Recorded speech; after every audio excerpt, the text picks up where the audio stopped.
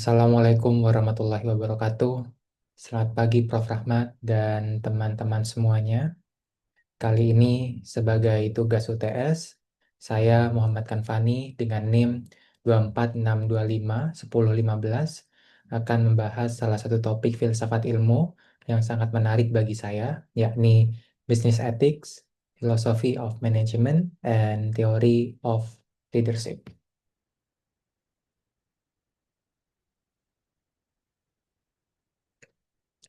Sebelum membahas teori, Rentroff menekankan bahwa kebutuhan mendesak untuk memikirkan ulang etika bisnis muncul dari realita yang mengkhawatirkan, yakni banyaknya skandal dan krisis dalam dunia bisnis kontemporer. Salah satu contohnya seperti kasus penipuan emisi Volkswagen, tumpahan minyak oleh British Petroleum, hingga skandal keuangan Enron di awal abad ke-21. Di Indonesia sendiri, ada kasus Jiwasraya dan Asabri. Sebagai badan usaha milik negara, Jiwasraya dan Asabri tentunya beroperasi di bawah mandat Good Corporate Governance atau GCJ, yang merupakan kerangka etika dan tata kelola yang ketat. Laporan tahunan dan komunikasi publik mereka selalu diisi dengan penjelasan tentang pelayanan kepada bangsa, integritas, dan pengelolaan dana publik yang amanah. Ironisnya, di saat yang sama, dana nasabah dan dana pensiunan yang mereka kelola justru diinvestasikan secara sembarangan dan koruptif ke dalam aset-aset beresiko tinggi untuk keuntungan pribadi, oknum manajemen di dalamnya. Kerangka GCG yang seharusnya menjadi benteng etika ternyata tidak lebih dari sekedar formalitas yang dilanggar secara sistematis. Hal ini memunculkan pertanyaan mendasar yang disebut sebagai oksimoron. Oksimoron adalah sebuah gagasan bahwa bisnis dan etika pada dasarnya saling bertentangan dan tidak bisa disatukan. Beberapa pemikir seperti sosiolog Niklas Luhmann bahkan secara ekstrim menyatakan bahwa ada bisnis dan ada etika, tetapi tidak ada etika bisnis. Pandangan ini menganggap bahwa bisnis dan etika beroperasi dalam dua sistem sosial yang sama sekali berbeda. Di sisi lain, kita sering mendengar slogan yang berbunyi "Good ethics is a good business". Etika yang baik adalah bisnis yang baik, yang menyiratkan bahwa etika justru menjadi syarat bagi sebuah bisnis untuk bisa beroperasi. Nah, ketegangan antara anggapan bahwa etika dan bisnis adalah oksimoron di satu sisi dan slogan etika yang baik adalah bisnis yang baik di sisi lain menjadi sebuah pertentangan dan menjadi alasan utama mengapa kita perlu memikirkan kembali etika bisnis melalui kacamata filsafat manajemen atau filsafat ilmu.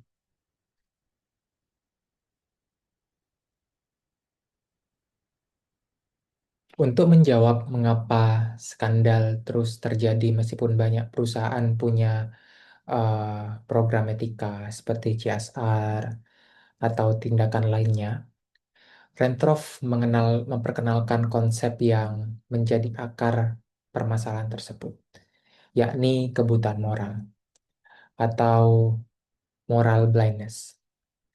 Konsep ini yang dipopulerkan oleh filsuf Hannah Arendt dalam analisisnya terhadap perwira Nazi, Adolf Eichmann mendefinisikan kebutaan moral sebagai ketidakmampuan seorang manajer atau administrator untuk mengintegrasikan pemikiran etis dan imajinasi moral dalam pengambilan keputusan. Sederhananya, seorang manajer yang mengalami kebutaan moral akan hanya mengikuti perintah sebagai bagian dari birokrasi organisasi tanpa pernah mempertanyakan dasar moral dari tindakan tersebut. Manajer seperti robot atau seseorang yang hanya mengikuti perintah saja tanpa memikirkan ulang tindakan yang mereka lakukan. Yang kedua, kehilangan kepedulian moral. Saat bertindak sesuai sistem, baik itu karena kepatuhan pada otoritas, rasionalitas teknis, atau pemikiran kelompok, atau disebut pula sebagai groupthink. Yang ketiga, mengalami dehumanisasi, di mana para korban atau stakeholder tidak lagi dilihat sebagai manusia, melainkan sebagai elemen atau benda atau sebagai fungsi dari suatu sistem. Frederick Brusberg bahkan memperluas konsep ini menjadi kebutaan moral, tidak bisa melihat masalah etis, ketiadaan suara moral atau moral muteness, yaitu ketidakmampuan atau tidak berani menyuarakan keyakinan etis, dan juga ketulian moral atau moral deafness. Intinya, kebutaan moral adalah sisi gelap dari cara kerja sebuah organisasi modern. Dan inilah alasan utama mengapa etika bisnis yang mendalam menjadi kebutuhan di era saat ini.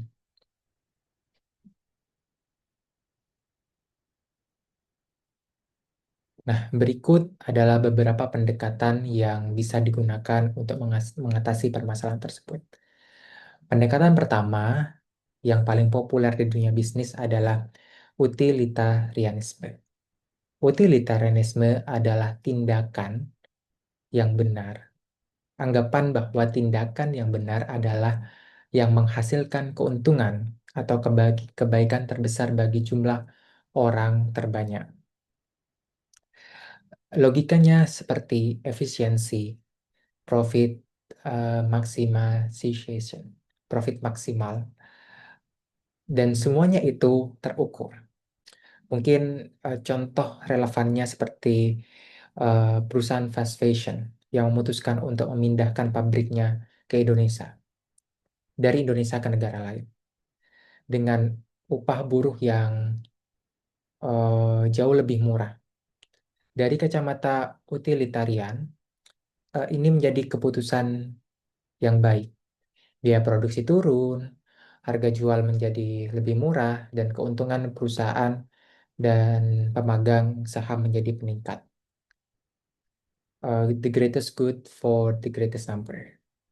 Tapi masalahnya, hal ini akan mengorbankan minoritas atau orang yang memiliki uh,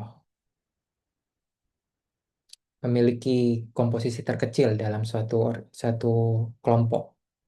Ribuan buruh di Indonesia kehilangan pekerjaannya akibat pemindahan pabrik tersebut. Terus kebutaan moral. Dari contoh tadi, manajer hanya melihat angka saja, bukan dampak kemanusiaan yang terjadi di lapangan. Sehingga hal ini menjadi contoh bagaimana utilitarianisme bisa memicu kebutaan moral. Sehingga pendekatan utilitarianisme ini dianggap praktis, tapi sangat berbahaya jika digunakan sendirian tanpa adanya kontrol.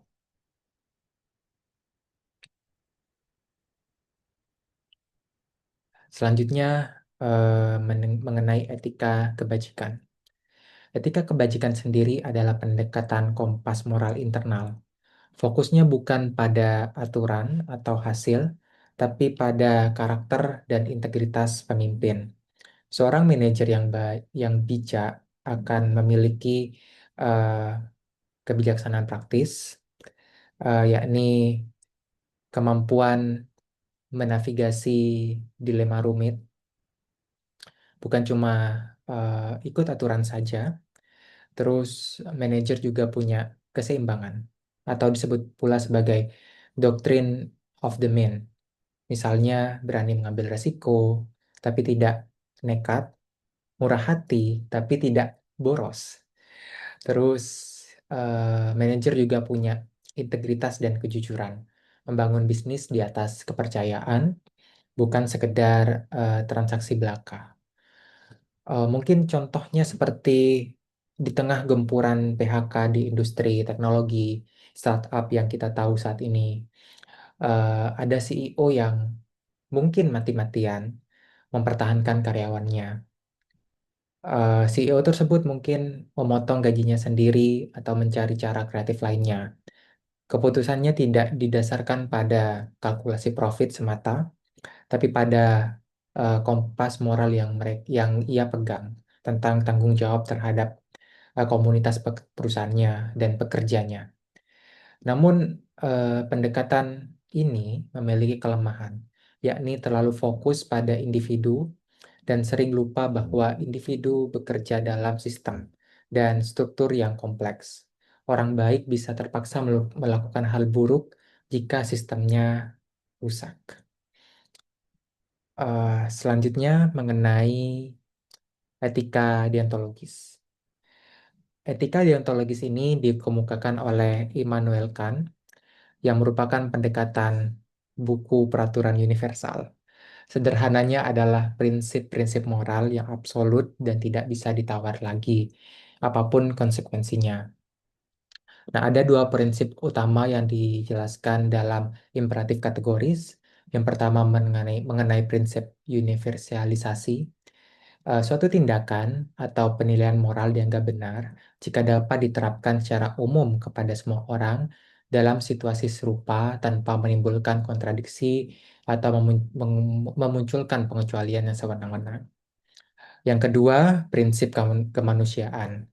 Prinsip ini sederhananya mengungkapkan bahwa jangan memperlakukan manusia hanya sebagai alat untuk mencapai tujuan, tapi sebagai eh, hal yang memanusiakan manusia itu. Contohnya seperti masalah di yang sedang tren saat ini mengenai isu privasi data di perusahaan teknologi. eh, Sebuah platform media sosial tahu bahwa menjual data penggunanya ke pengiklan akan sangat menguntungkan dari perspektif utilitarian. Tapi menurut Khan, hal ini menjadi salah. Mengapa? Karena itu memperalat penggunanya, menipu penggunanya. Mereka tidak menghargai sebagai individu, mereka tidak dihargai sebagai individu, melainkan hanya sebagai sumber data untuk mengeruk keuntungan mereka, mengeruk keuntungan untuk dengan cara menjual data pengguna tersebut kepada pengiklan. Sehingga Khan melihat fenomena tersebut menjadi suatu yang salah dengan menerapkan prinsip-prinsip imperatif kategoris yang saya sebutkan tadi.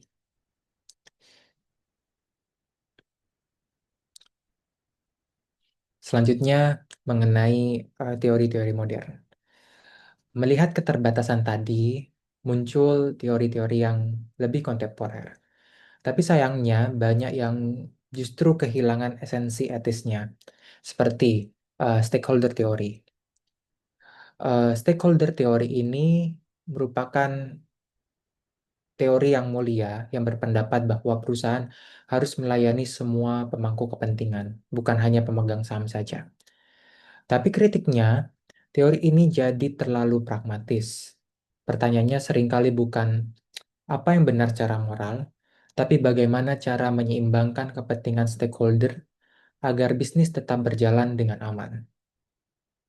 Yang kedua, teori share value dan CSR strategies. Konsep dari Porter dan Kramer ini sangat brilian. Bisnis bisa untung sambil berbuat baik. Misalnya, eh, perusahaan air minum yang berinvestasi menjaga kelestarian sumber air, baik itu baik itu berjalan, untuk lingkungan dan baik untuk bisnisnya juga. Eh, yang menjadi pertanyaannya, di mana masalahnya? Nah, masalahnya kedua konsep ini seringkali hanya menjadi eh, alat strategi saja yang disebut sebagai low hanging fruits. Perusahaan melakukan program sosial yang mudah dan menguntungkan, tapi mereka abai pada isu inti yang mereka rasa lebih sulit. Contoh lainnya seperti perusahaan tambang membuat program CSR dengan membangun sekolah di desa sekitar. Hal yang mereka lakukan itu disebut sebagai shared value. Tapi di saat yang sama, praktik penambangan mereka merusak lingkungan dan sumber air warga. Nah, CSR di sini hanya menjadi eh, lipstick saja atau pemasaran berkedok etika untuk memenuhi masalah utama mereka, yakni merusak lingkungan. Seperti yang dikhawatirkan Henry Minsterberg, CSR biasanya berakhir hanya sebagai singkatan keren saja, tanpa makna moral yang sesungguhnya. Ironisnya, CSR akhir-akhir ini hanya menjadi alat pemasaran belaka untuk membuat perusahaan mereka tampak peduli terhadap lingkungan sosial sekitar.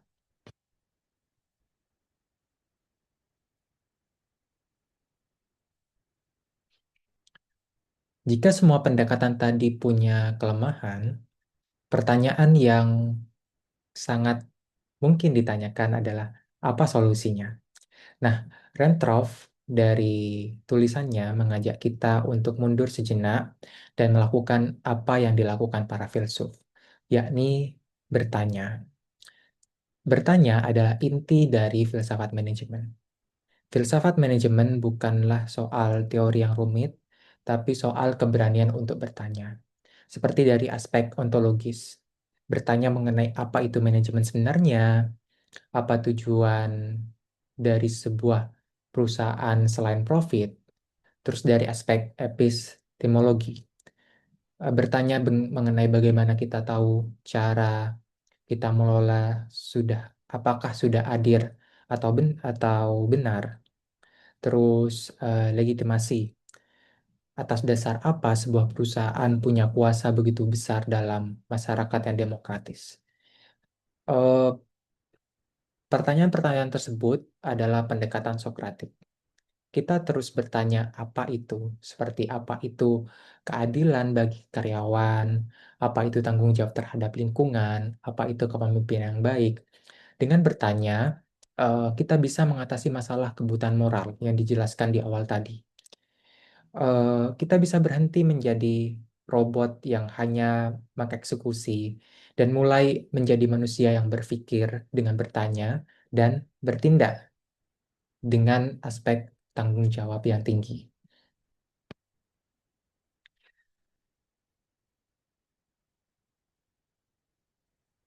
Pertanyaan tadi membawa kita ke arena yang lebih besar, yakni arena global. Rentroff terinspirasi oleh Han mengusulkan filsafat manajemen kosmopolitan. Kosmopolitanisme artinya kewarganegaraan dunia. Artinya sebagai perusahaan multinasional harus melihat diri mereka bukan hanya sebagai entitas, tapi sebagai entitas domestik saja, tapi sebagai warga dunia yang memiliki eh, tanggung jawab global. Contohnya, sebuah brand fashion global yang memastikan bahwa pabrik mereka di Bangladesh itu sudah menerapkan standar keselamatan kerja dan upah yang tinggi, yang sama tingginya dengan di Eropa. Atau misal perusahaan Nike yang ada di Indonesia itu menerapkan upah yang sama dengan upah yang ada di Eropa, upah perusahaan Nike yang di Eropa. Meskipun hukum lokal di Indonesia yang lebih longgar atau hukum lokal kasus yang di Bangladesh lebih longgar, mereka tidak memanfaatkan kelemahan regulasi itu, celah dari regulasi itu untuk menerapkan standar universal berdasarkan hak asasi manusia. Namun faktanya ketika kita melihat kasus-kasus akhir-akhir ini seperti kasus Uniqlo di Pakistan, mereka memanfaatkan upah kerja yang atau upah kerja buruh yang rendah, maaf, atau pekerja di bawah umur untuk profit semata. Namun balik lagi ke pemikiran Rentroff mengenai filsafat manajemen kosmopolitan. Prinsipnya jelas bahwa Rentroff menekankan aspek keberlanjutan, hak asasi manusia, tata kelola yang adil adalah norma yang melampaui batas negara.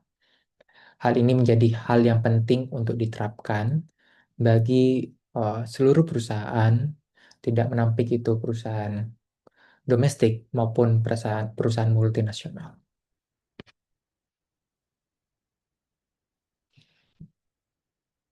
Nah, penjelasan tadi eh, mungkin terdengar sangat ideal, tapi belum sampai ke cara bagaimana memperhatikannya. Nah, di sini Rentroff menjelaskan bagaimana cara mempraktekkan hal-hal tersebut. Pertama, kita perlu mengubah cara pandang kita terhadap ekonomi. Peter Kozlowski menyebutnya sebagai ekonomi etis atau ethical economy. Artinya, pasar tidak bisa berfungsi di ruang hampa. Pasar butuh fondasi berupa kepercayaan, aturan main yang adil, dan budaya etis yang bisa berjalan. Etika, menurut Peter, bukan sekedar tambahan dalam sebuah bisnis, melainkan sebuah prasyarat bisnis tersebut bisa berjalan dengan baik. Kedua, kita butuh pelatihan untuk membentuk kebiasaan etika. Rentroff mengusulkan metode studi kasus yang menggabungkan analisis bisnis, model Harvard, dengan perenungan mendalam hermeneutika kritis. Prosesnya seperti interpretasi, kita membedah sebuah dilema nyata di perusahaan, apa yang sedang terjadi. Yang kedua, dilanjut dengan analisis lensa, kita melihat kasus dari berbagai kacamata, dari utilitarian, kebajikan, dan gantian, apa yang diperoleh dari setiap pendekatan tersebut. Selanjutnya dilanjut dengan evaluasi komprehensif. Kita bisa mempertimbangkan aspek CSR, hukum, dan dampaknya kepada semua stakeholder, baik itu internal dan eksternal. Yang terakhir, keputusan bijak. Tujuannya bukan menemukan satu jawaban benar saja, tapi melatih kemampuan kita untuk membuat keputusan yang beralasan dan dapat dipertanggungjawabkan. Nah, melalui cara-cara tadi, yang keempat itu, kita tidak hanya belajar teori, tapi kita belajar menjadi manajer yang bijaksana dalam menjalankan sebuah bisnis.